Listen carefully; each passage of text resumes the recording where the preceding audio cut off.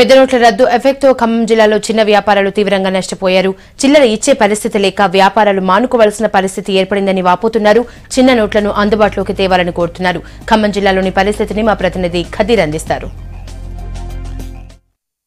500 రూపాయలు 1000 రూపాయలు బ్యాన్ కావడంతో ఈ రోజు ప్రతి ఒక్క చోట కూడా డబ్బులు లేని పరిస్థితి కనిపిస్తూ ఉంది. అదేవిధంగా ఈరోజు మనం ఖమ్మం నడిబొడ్డులోని రైల్వే స్టేషన్ రోడ్లో ఉన్నాం. ప్రస్తుతానికి మనం ఒక ఫేమస్ రైల్వే స్టేషన్ రోడ్లో ఉన్న ఇరానీ చాయ్ షాప్లోకి వెళ్ళి ప్రయత్నం చేద్దాం. వాళ్ళతో కూడా మాట్లాడే ప్రయత్నం చేద్దాం. చెప్పండి బ్రదర్, ఇక్కడ మీ వ్యాపారం ఎలా నడుస్తుంది? నోట్లు బ్యాన్ అయిన దగ్గర నుంచి ఎలా ఉంది మీ పరిస్థితి? చాలా డల్ అయిపోయింది సార్. 2000 నోట్ అంటే ఇక్కడ చిల్లర ఇస్తారు చెప్పండి. 100, 500 అంటే సహజంగా ఇచ్చేస్తారు. 2000 రూపాయలు నోటు రిలీజ్ చేసిన కానీ చాలా ముష్కిల్ అవుతుంది. బేరం కూడా చాలా డల్ అయిపోయింది.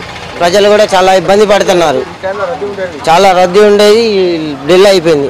వ్యాపారం మొత్తం డీలా అయిపోయింది. ఇప్పుడు చేంజ్ ప్రాబ్లం అనేది ఏ విధంగా ఉంది? ఈ గవర్నమెంట్ పాలసీ బాగుంది కానీ సార్ చిల్లరదే చాలా ఇబ్బంది అవుతుంది. ఈ 500 విడుదల చేయక 2000 విడుదల చేసేదాకా జనాలు చాలా ఇబ్బంది పడి ఆ చిల్లర ఇవ్వాలంటే షాప్ వాళ్ళు కూడా చిల్లర ఇవ్వలేకపోతున్నారు. అది చాలా ప్రాబ్లం అవుతుంది. ఫస్ట్ 500 విడుదల చేసి 2000 తర్వాత విడుదల చేస్తే బాగుండేది. కానీ అట్లా చేయకుండా గవర్నమెంట్ 2000 ఇచ్చేదాకా సామాజిక ప్రజలకి చాలా ఇబ్బంది, వ్యాపారం చేసే వాళ్ళకి కూడా చాలా ఇబ్బంది పడుతున్నాము. ఎవరు వచ్చినా 2000 తీసుకొస్తే చిల్లర ఎక్కడి నుంచి ఇవ్వాలి సార్? చిల్లర ఒకళ్ళు ఇద్దరికి ఇస్తాం కానీ చిల్లర లేకపోతే ఇబ్బంది పడుతున్నాం. వ్యాపారాలు చాలా పడిపోయినాయి సార్. మా కిరాయిలు కూడా ఇచ్చే పరిస్థితి టైప్లో లేదు సార్. ఎవరికి ఏమి చెప్పుకోవాలి సార్? గవర్నమెంట్ పాలసీ చాలా బాగుంది కానీ నల్లధనం బయటికి రావాలంటే చేయాలి. కానీ ముందు ఒక సిస్టమేటిక్తో చేస్తే ఇంత ఇబ్బంది పడకపోయేది. సామాజిక బలి అయిపోతారు అంతే, దాని తప్ప ఏం లేదు సార్. ఈ వ్యాపారస్తుడు ఇలా అంటే ఇంకో మరో వ్యాపారస్తుడి దగ్గరికి వెళ్ళి మరిన్ని విషయాలు తెలుసుకుందాం.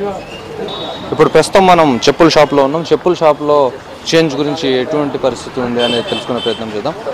బ్రదర్, మీరు చేంజ్ వల్ల ఎటువంటి ప్రాబ్లం ఉంది, ఎటువంటి ఉపయోగం ఉందో? చేంజ్ వల్ల అయితే చాలా ప్రాబ్లం ఉందండి. ప్రతి కస్టమర్ వచ్చి మాకు 1000 నోట్లు లేకపోతే 500 నోట్లు ఇస్తున్నారు. కొనేదేమో 200 లేకపోతే 100, ఎక్కువ శాతం 250. దాని తప్ప ఇంక ఇవ్వలేదు. 1000 నోట్ ఇస్తే మనం చేంజ్ చేయాలంటే 750 రూపాయలు ఇవ్వాలా. ఎట్లా ఇవ్వాలో అర్థం కావట్లేదు. మళ్ళీ పాత నోట్ 500 ఇస్తే తీసుకోవట్లేదు. చాలా ప్రాబ్లం ఉంది. ఇదైతే మంచి డిసిజన్ అయితే కాదు. బిజినెస్ ఎలా ఉంది? బిజినెస్ అయితే మనకి అసలుకే 50% నడుస్తుంది. ఇంకా డౌన్ 20% డౌన్ అయిపోయింది. 30%, 25% నడుస్తుంది మార్కెట్లో. మాకే కాదు, ప్రతి బేరాలు అయితే కొన్ని బేరాలు అయితే 10% కూడా నడవట్లేదు షాపులు. అవసరం వస్తువులే తీసుకుంటున్నారు నాకు తెలిసిన వరకే. ఇలా చెప్పుల షాప్ ఉంది, సైకిల్ షాప్ ఉన్నాయి, బట్టల షాప్ ఉన్నాయి. అవసరం లేకపోతే రావట్లేదు, అసలు బేరా రావట్లేదు.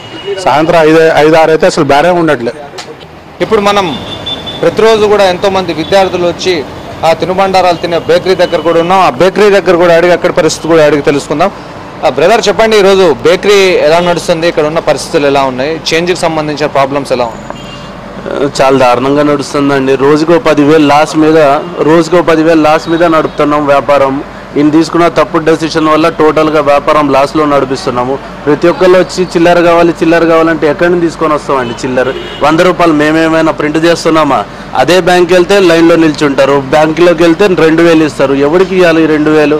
ఎవరికి ఇవ్వాలి? ఇంత చేసే వ్యాపారానికి లక్షల్లో నడిసే ట్యాక్సులు వసూలు చేస్తున్నారు. Income tax, sale tax, food tax, licence tax, ఇలా అన్ని రకాలుగా ట్యాక్సులు తీసుకుంటున్నారు. వచ్చే కస్టమర్కి నేనేమి ఇవ్వాలి?